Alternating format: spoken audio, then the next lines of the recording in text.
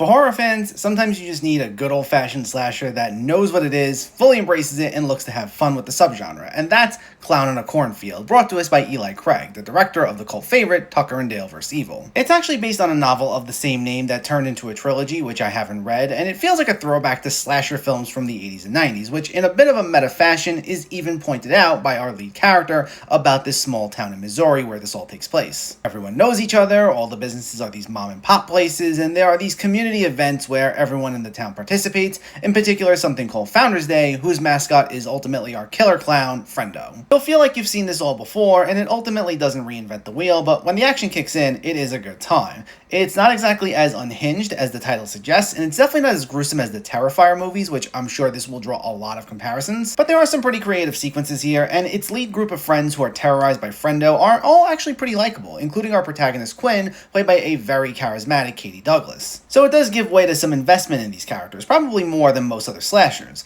On top of that, it can be pretty funny, mainly in the second half. Again, I was expecting something with its title and from this director to be pretty laugh out loud for most of the runtime, but instead, as it sets everything up, it does play things a little more straight-faced, though when it hits the halfway point and a lot of the chases and confrontations ramp up, it does play several encounters and some of the bloodier interactions for laughs, which I did wish we got more of out of the gate. But still, what we got was nice to see. Also, like I mentioned, this is pretty much a to-the-point slasher that is far from the subversive horror that can be prominent today, but in that second half, it actually does play around with some expectations as far as the character dynamics, and while nothing mind-blowing, I do think it helps allow the film to stand out even more. So while this ultimately isn't 100% what I was expecting it to be, and we're not talking like one of the best horror movies of the year or anything, it's just a good time, and sometimes that's all you can ask for.